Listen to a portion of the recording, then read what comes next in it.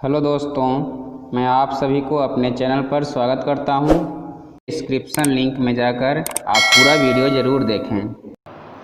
Past perfect continuous tense के बारे में हम चर्चा करने जा रहे हैं। इसके affirmative sentence, negative sentence, interrogative sentence, interrogative and negative sentence, WH words and negative sentence के बारे में हम बारी बारी से चर्चा करेंगे।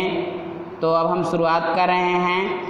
पास्ट परफेक्ट कंटिन्यूअस टेंस का पहचान। तो पास्ट परफेक्ट कंटिन्यूअस टेंस का पहचान है ता रहा था, ती रही थी, ते रहे थे।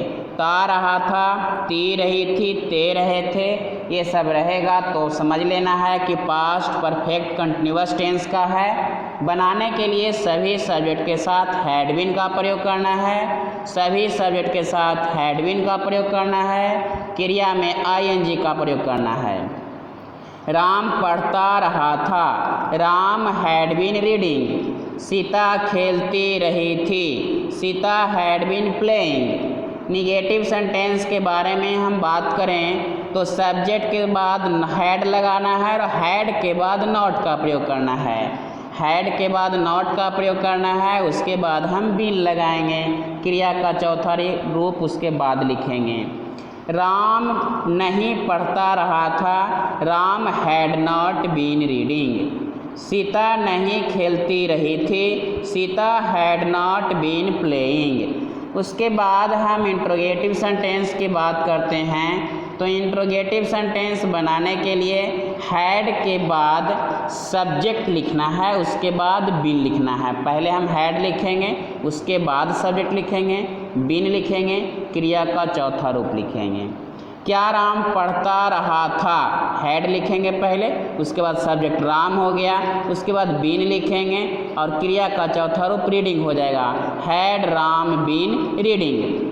क्या सीता खेलती रही थी, हैड सीता बीन प्लेइंग। उसके बाद हम बात करते हैं इंट्रोगेटिव एंड निगेटिव सेंटेंस की। तो इंट्रोगेटिव एंड निगेटिव सेंटेंस बनाने के लिए हैड लिखेंगे, शुरुआत हैड से करना है, उसके बाद सब्जेक्ट लिखेंगे, उसके बाद नॉट लगाना है। सब्जेक्ट के बाद नॉट लगाना है, उसके बाद बीन लिखेंगे, क्रिया का चौथा रूप लिखेंगे। पहले भी हम हैड के साथ भी नॉट लगा सकते हैं। तो क्या राम नहीं पढ़ता रहा था, हैड, उसके बाद सब्जेक्ट राम हो गया, उसके बाद नॉट लगाना है, बीन, क्रिया का चौथा रूप। Had Ram not been reading. क्या सीता नहीं खेलती रही थी, had Sita not been playing. WH words की बात हम करें तो WH वर्ड्स के साथ हैड का प्रयोग करना है, उसके बाद सब्जेक्ट लिखेंगे, उसके बाद बीन लगाना है, उसके बाद बीन लगाना है, उसके बाद क्रिया का चौथा रूप हम लिखेंगे। एक बार फिर इसे हम देख लें। WH words had plus subject, उसके बाद बीन लिखेंगे, क्रिया का चौथा रूप लिखेंगे। राम क्यों पढ़ता रहा था, वाई हैड राम।